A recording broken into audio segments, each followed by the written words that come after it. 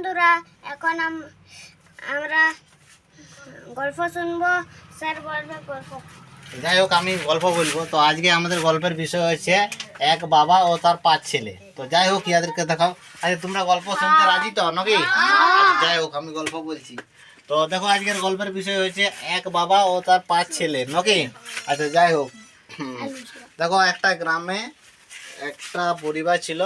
আর সেই পরিবারে 5 জন ছেলে এবং তার এক বাবা ছিল। তো ওর বাবাটা অনেক কষ্ট মষ্ট করে ওই জঙ্গলে কাঠ কাটতো এবং সেই কাঠ পাশের শহরে লেগে বিক্রি করতো এবং সেটা দিয়ে যা টাকা হইতো সেটা ঘরে আনতো, বুঝলে? তো এরকম ভাবে ওদের দিন চলতেছিল। ছেলেগুলা এরকম ভাবে একদিন বড় হইলো।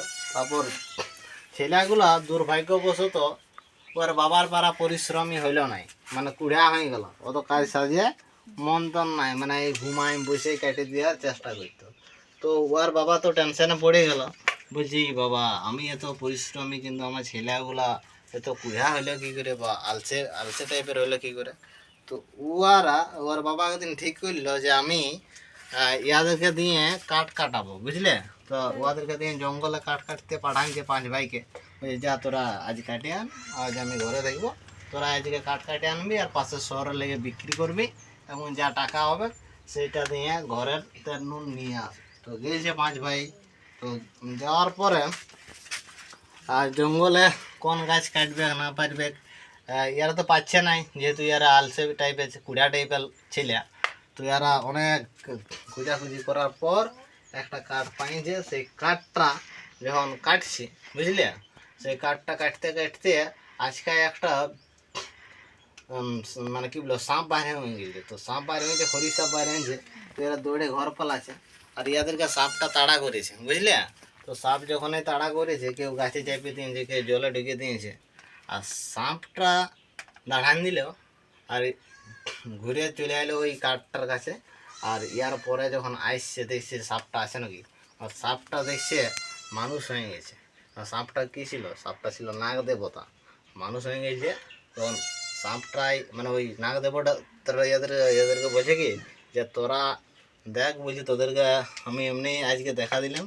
বলছে এইটা হয়েছে আমার ঘর বড়া, মানে ওই শুকা গাছটা।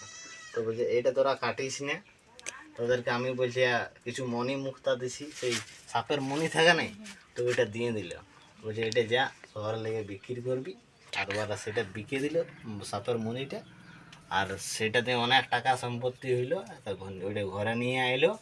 আর ঘরে নিয়ে আসার পর সেটাতে অনেক টাকা হইলো। তো তো নিজের নিজের ব্যবসা শুরু করে দিল।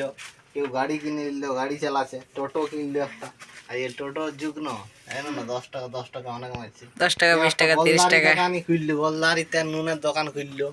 কেউ একটা আরো কিনে নিল, কেউ বিজনেস করতে লাগলো। হাটে হাটে যেয়ে দেখবেন অনেকে সবজি পাতি বিকে। তো এইভাবে ওদের দিন সংসারটা চলছে। চলতে শুরু করলো। এবং একটা ওই যে গাছ কাটতে আর বনে যেতে হইলো না ওর বাবাকে। আর এই 5 ছেলে যে কুড়া ছিল, এই নাগ দেবতার আশীর্বাদে বা দয়ায় এরা কাজ করতে শুরু করলো। এইভাবে ওদের সংসারটা একটা ভালোভাবে চলতে থাকলো সুখ শান্তির সঙ্গে। বোঝা গেল গল্পটা? আচ্ছা, যাই হোক। হাই করে দে, হাই হাই।